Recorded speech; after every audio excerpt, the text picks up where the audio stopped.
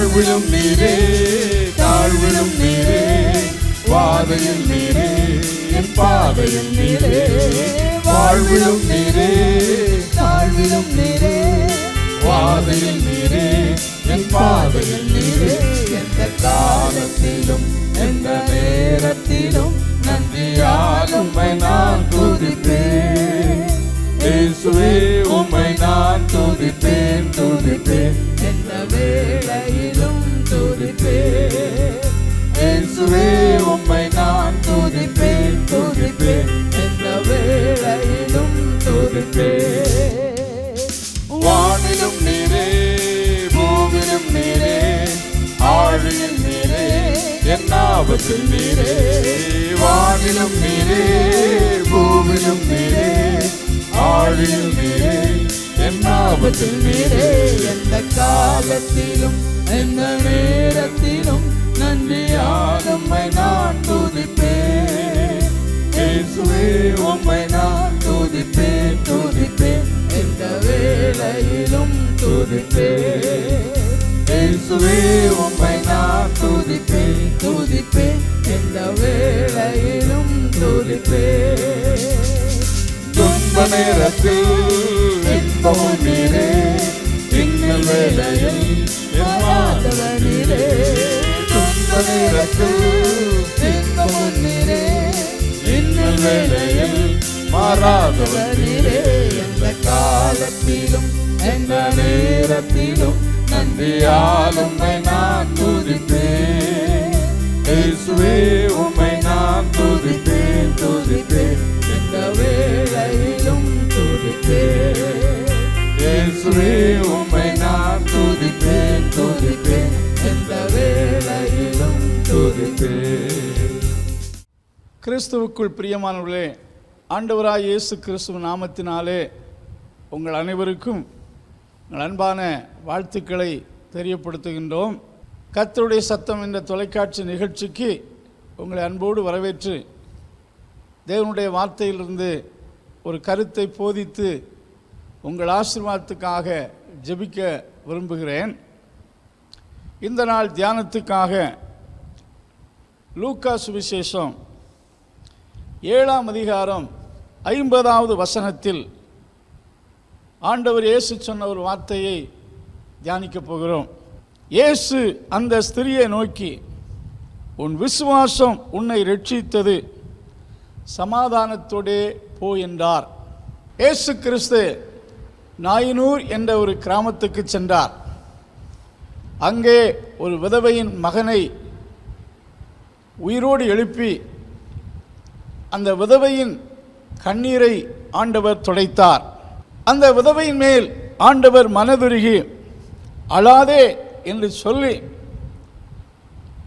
அவள் இழந்து போன மகனை அவளுக்கு உயிரடைய செய்து அவளை ஆறுதல் படுத்தினார் என்று வாசிக்கிறோம். அதே கிராமத்தில் நடந்த இந்த நிகழ்வைத்தான் இங்கே பார்க்கிறோம். ஒரு ஸ்திரீ மிகவும் வியாகுலத்தோடு பாரத்தோடு இயேசு கிறிஸ்துவிடத்தில் வந்தாள். அவளுடைய குடும்ப பின்னணியத்தை குறித்தோ அவளுடைய பெயரை குறித்தோ சொல்லப்படவில்லை. அந்த ஸ்திரியை குறித்து இந்த வேத பகுதியில் ஒரே ஒரு வார்த்தை சொல்லப்பட்டிருக்கிறது. 37ஆம் வசனத்தில் அந்த ஊரில் இருந்த பாவியாகிய ஒரு ஸ்திரீ என்று சொல்லப்பட்டிருக்கிறது.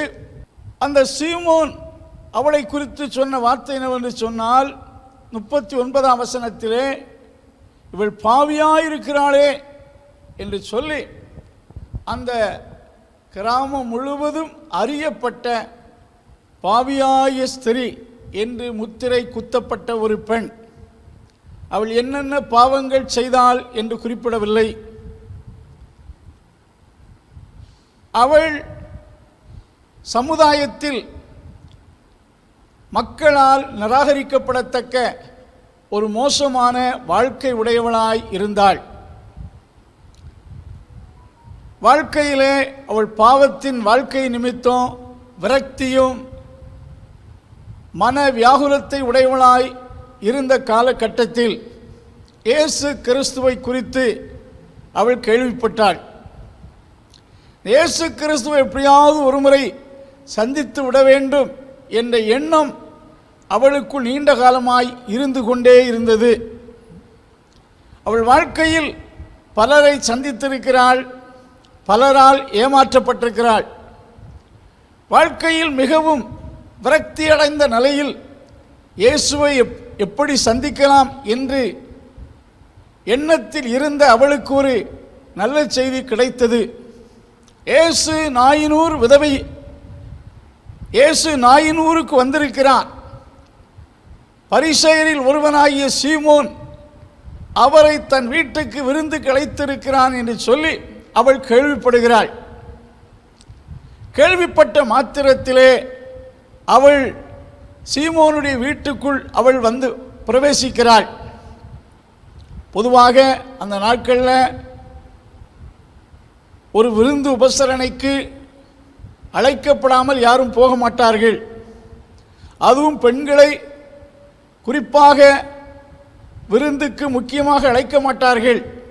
ஆனால் இந்த சீமோனுடைய வீட்டில் விருந்துக்கு இயேசு வந்திருக்கிறார் என்று கேள்விப்பட்ட போது அந்த சீமோனுடைய வீட்டின் பின்வாசல் வழியாக அவன் அழைக்காவிட்டாலும் நாம் அந்த வீட்டுக்குள் பிரவேசித்தால் என்ன நினைப்பார்கள், ஏற்றுக்கொள்வார்களா, புறம்பே தள்ளுவார்களா என்ற அச்சம் அவளுக்கு இருந்தாலும் எப்படியாய் இயேசுவை சந்திக்கணும் என்ற எண்ணம் இருந்தபடினாலே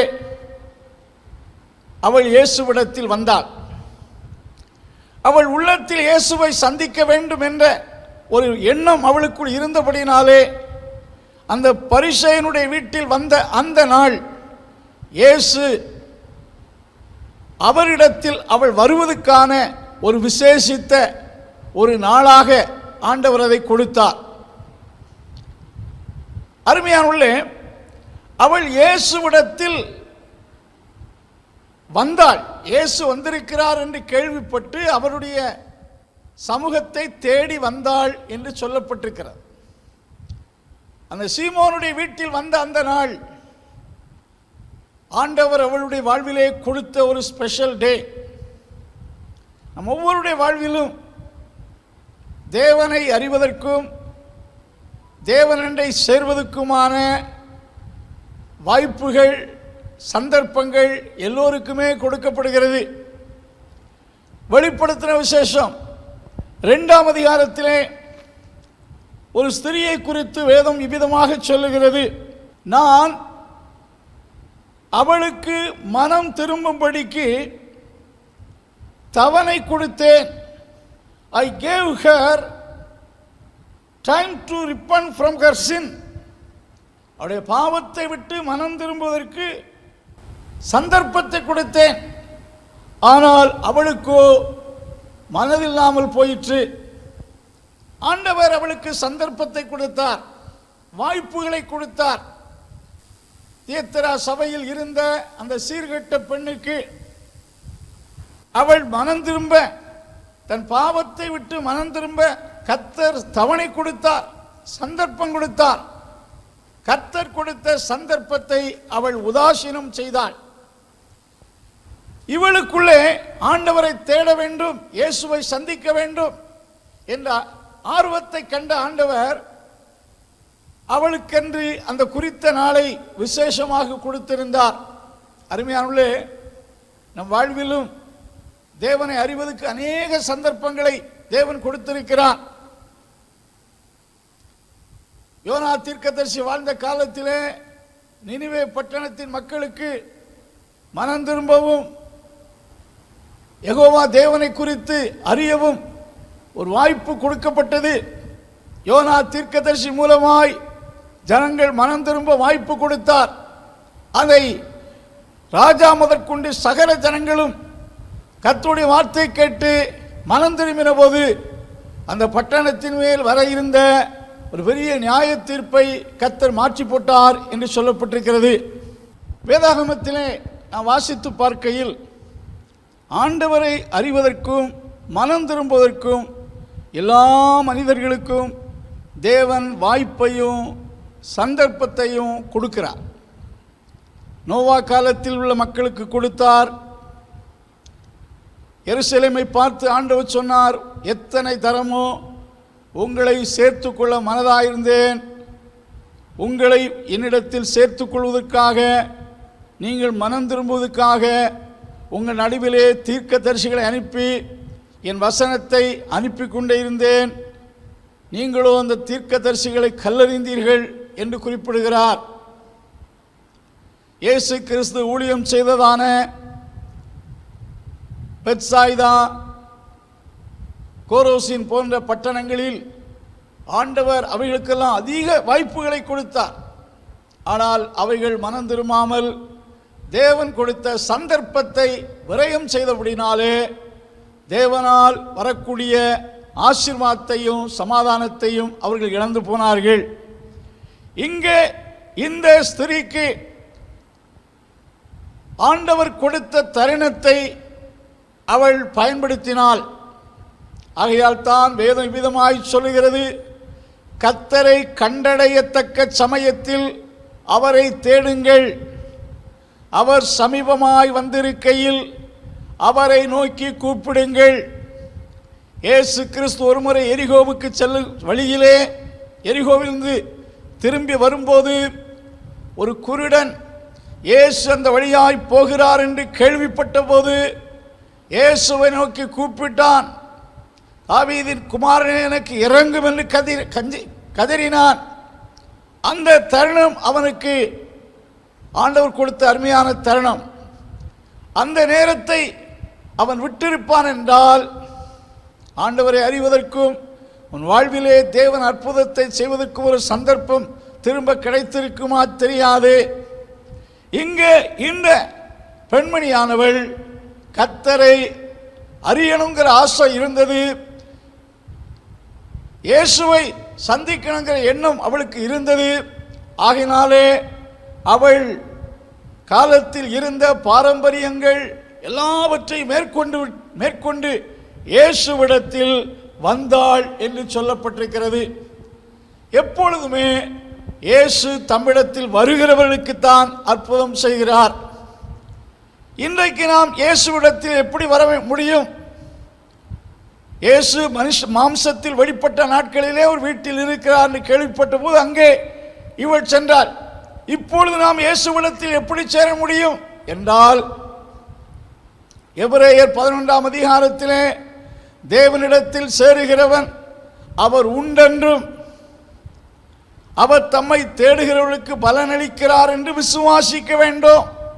விசுவாசத்தோடு கிறிஸ்துவிடத்தில் வரும்போது ஆண்டவர் அற்புதம் செய்கிறார். இந்த ஸ்திரியை குறித்து பார்க்கும்போது அவள் இயேசு அந்த வீட்டில் இருக்கிறார் என்று கேள்விப்பட்டு அவரிடத்தில் வந்தாள் என்று சொல்லப்பட்டிருக்கிறது. முதலாவது she came unto him, இயேசுவிடத்தில் வந்தாள். இரண்டாவது நாம் பார்க்கும்போது 38ஆம் வசனத்தில் அவள் பின்னாக நின்று அழுது கொண்டு அவளுடைய பாதங்களை தன் கண்ணீரினால் நனைத்து தன் தலைமயிரினால் துடைத்து அவருடைய பாதங்களை முத்தம் செய்து பரிமளத்தை பூசினாள் என்று சொல்லப்பட்டிருக்கிறது. இவள் இயேசுவிடத்தில் வரும்போதே பரிமள தைலத்தை கொண்டு வந்தாள் என்றால் நீண்ட காலமாக இயேசுவை சந்திக்கணுங்கிற எண்ணம் அவளுக்குள் இருந்தது.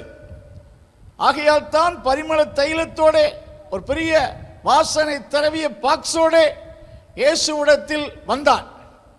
வந்த அவள் அழுது கொண்டு, எவ்வளவாய் அவள் அழுதிருக்க வேண்டும், அவள் கண்ணீரினாலே அவருடைய பாதங்களை நனைத்து தலைமயிரினால் துடைக்கத்தக்க அளவுக்கு அவள் கர்த்தருடைய சமூகத்திலே அழுதாள் என்று சொல்லப்பட்டிருக்கிறது.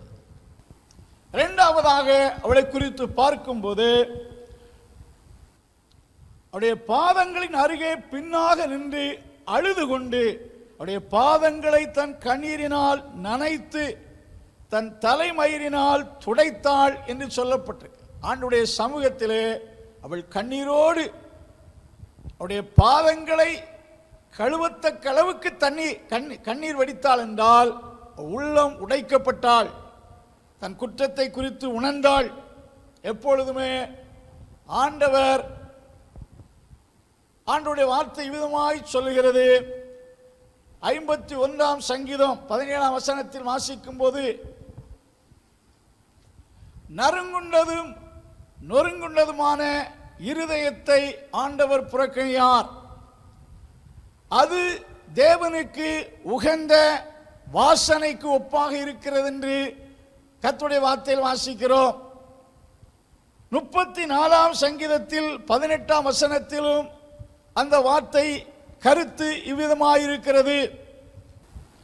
நொறுங்குண்ட இருதயம் உள்ளவர்களுக்கு கர்த்தர் சமீபமாயிருந்து நறுங்குண்ட ஆவி உள்ளவர்களை ரட்சிக்கிறார், விடுவிக்கிறார் என்று சொல்லப்பட்டிருக்கிறது. இவள் இயேசு கிறிஸ்துவின் பாதத்தில் வந்து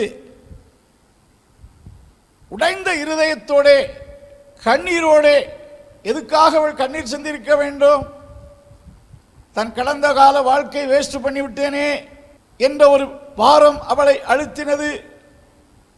தன் பாவ பாரத்தினாலே உடைக்கப்பட்டு தன் குற்றத்தை உணர்ந்து கிறிஸ்துவிடத்திலே ஒரு தன் பாவத்துக்காக மனஸ்தாபப்பட்டு அழுதாள். அப்படிப்பட்ட இருதயம் உள்ளவர்களை கர்த்தர் ஒரு காலம் புறக்கணிக்க மாட்டார்.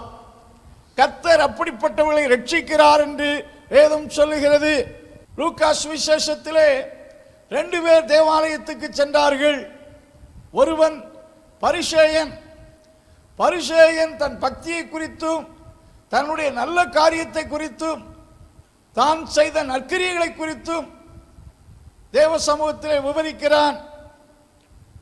ஆயக்காரனோ தன் உள்ளத்தில் உடைக்கப்பட்டவனாக, பாவியாய் என்மேல் கிருபையாயிரும் என்று தன் மார்பில் அடித்து அவன் உடைக்கப்பட்டவனாக தன் குற்றத்தை உணர்கிறான்.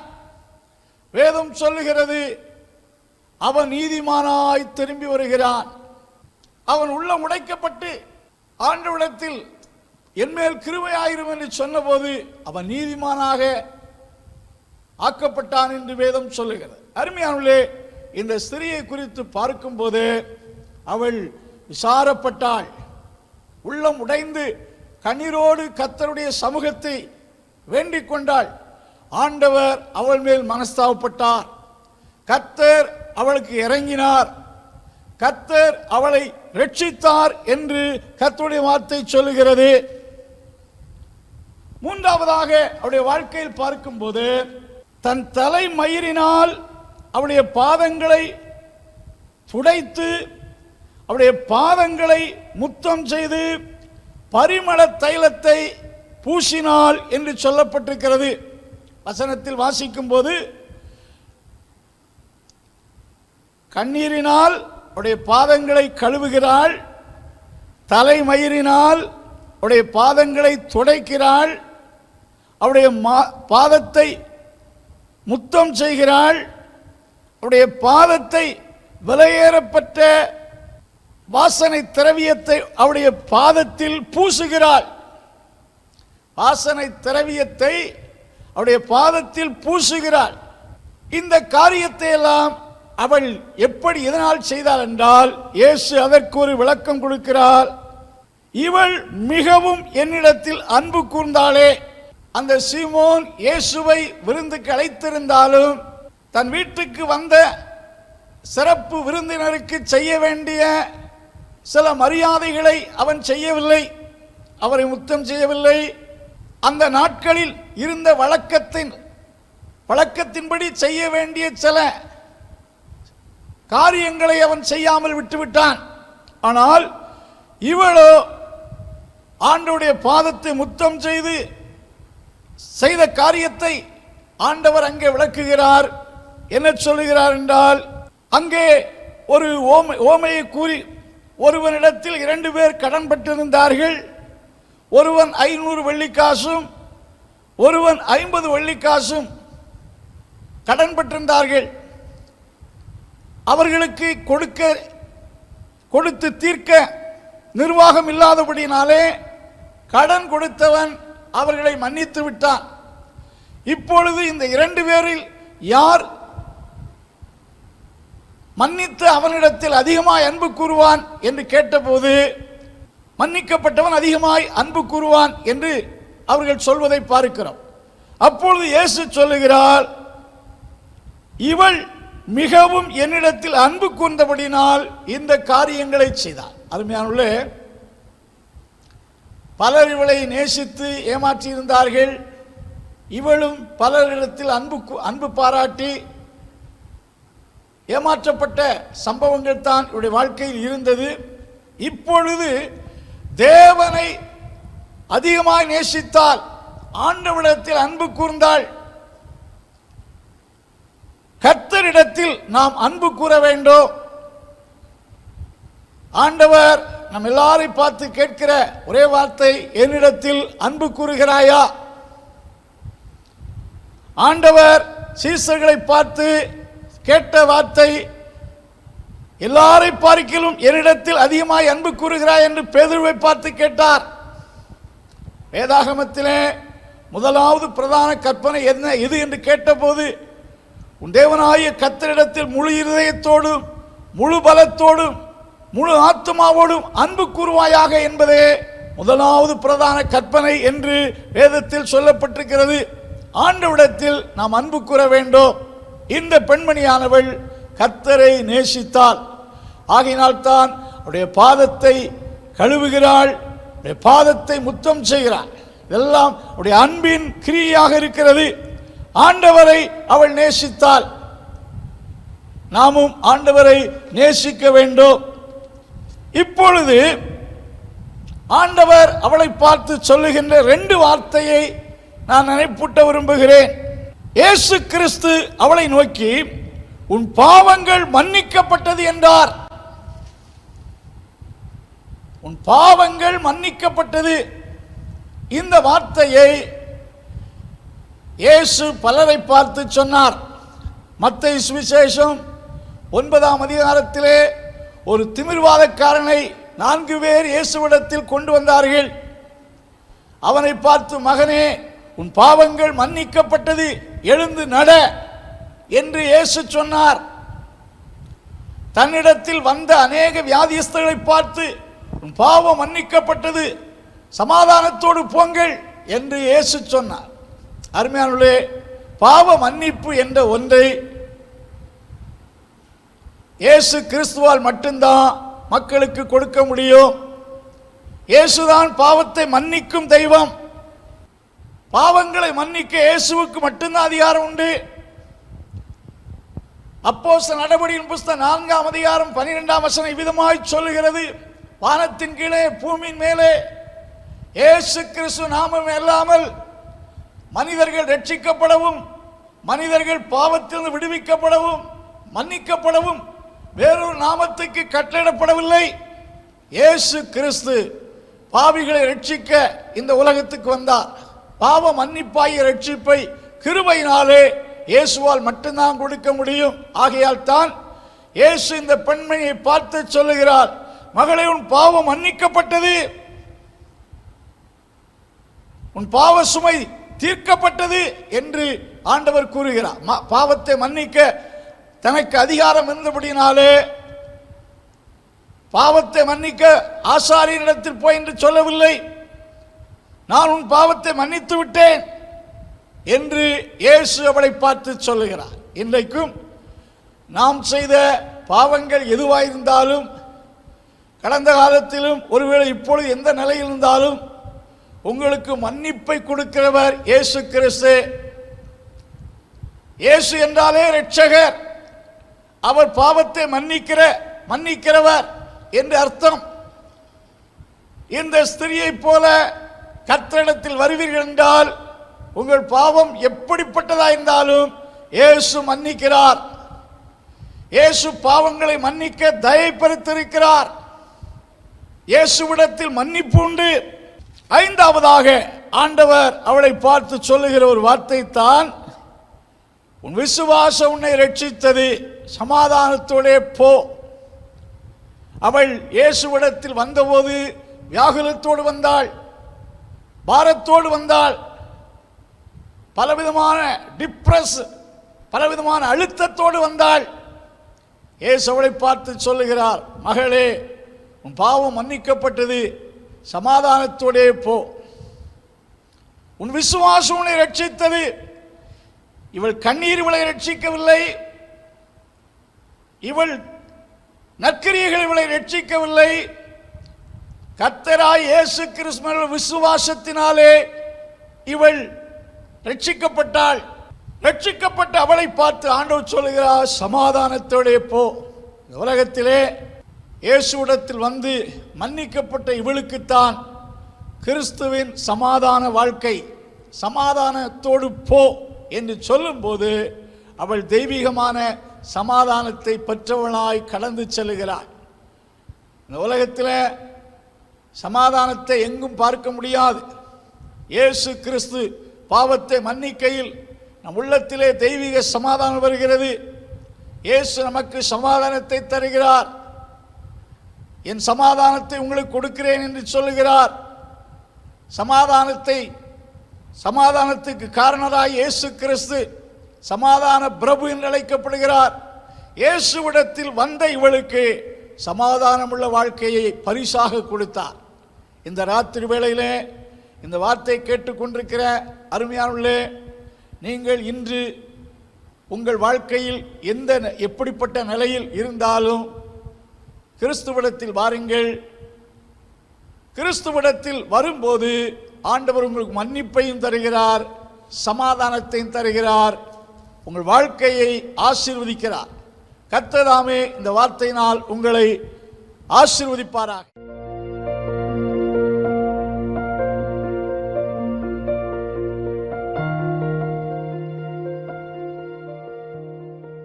அன்பான கர்த்தாவே, இந்த வார்த்தையினாலே உம்முடைய பிள்ளைகளை ஆசீர்வதியும். உம்மிடத்தில் விசுவாசத்தோடு வருகிற உமது பிள்ளைகளை ஒருபோதும் புறம்பே தள்ளுகிறவர் அல்ல. அவர்கள் எந்த நிலையில் வந்தாலும் அவளை ஏற்றுக்கொண்டு ஆசீர்வதிக்கிறீர், மன்னிக்கிறீர், சமாதானத்தை கொடுக்கிறீர். இந்த நாளிலும் இந்த வார்த்தை கேட்ட ஒவ்வொருவரையும் ஆசீர்வதியும். கிருபை யாவரோடு உண்டாயிருப்பதாக. இயேசுவின் நாமத்தில் ஜெபங்கள் நல்ல பிதாவே, ஆமென்.